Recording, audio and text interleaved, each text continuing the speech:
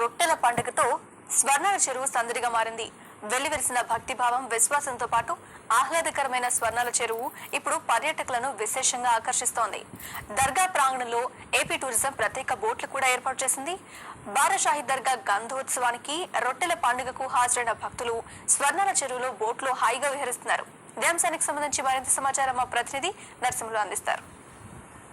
బారాషాహి దర్గా గంధోత్సవాలలో స్వర్ణాల చెరువు జనసంద్రంగా మారి ఓవైపు భక్తులను ఆనందంలో పులకింపజేస్తుండగా, మరోవైపు ఇక్కడ ఏపీ టూరిజం ఆధ్వర్యంలో నిర్వహిస్తున్నటువంటి బోట్ షికారు ఇక్కడికి వచ్చినటువంటి పర్యాటకులు కానీ భక్తులు కానీ మరింత ఆనందంలో పరవశింపజేస్తుంది. ఇటు బోటు షికారుకి వెళ్ళొచ్చినటువంటి అనేక మంది కూడా ఇక్కడ ఉన్నారు. వాళ్ళతో మనం మాట్లాడే ప్రయత్నం చేద్దాం. సార్, ఎలా ఉంది? ఎలా ఉంది? బాగుంది. కోలార్ కర్ణాటక కోలార్ బాగుంది. ఎలా ఉంది బోట్ షికారు? ಚೆನ್ನಾಗೈತೆ. మీరు బాగానే ఉంది. ఎక్కడి నుంచి వచ్చారు? రంగనాథపేట నుంచి. ఎవరెవరు వచ్చారు? ముగ్గురు వచ్చామండి. నేను మా వైఫ్ పిల్లడు. కోట మాట్లాడే ప్రయత్నం మధ్యలో వాళ్ళు చెరువు చూస్తుంటారు. ఇప్పుడు లోపల పోతే ఎలా ఉంది? బాగుంది. చాలా బాగుంది.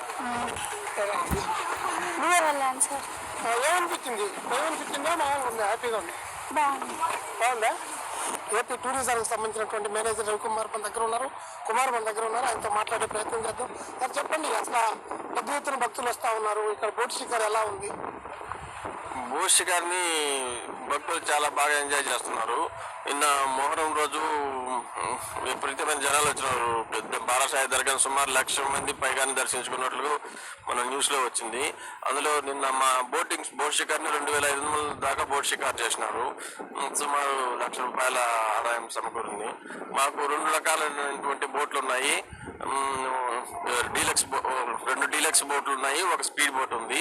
డీలక్స్ బోట్లో రెండింటికి మనిషికి ₹150 ఛార్జ్ చేస్తాము, పిల్లలు అయితే ₹120 ఛార్జ్ చేస్తాము. స్పీడ్ బోట్కి 2 మనుషులు మాత్రమే ఎక్కాలి, దానిలో 2 మనుషులకు కలిపి ₹400 ఛార్జ్ చేస్తాము. కొంతమంది యువకులు స్పీడ్ బోట్ రైడ్ చేయడానికి చాలా ఇష్టపడతారు. మా నార్మ్స్ ప్రకారము ఈ సేఫ్టీ కోసం అని చెప్పి బోట్లో ప్రతి ఒక్కళ్ళకి లైఫ్ జాకెట్ వేర్ చేసుకుంటేనే బోటు కదులుతుంది, లేకపోతే కదలదు. ప్రతి బోట్ రైడ్లోనూ డ్రైవర్తో పాటు ఒక స్విమ్మర్ కూడా వస్తాడు. ఈ జాగ్రత్తలు తీసుకున్నాము.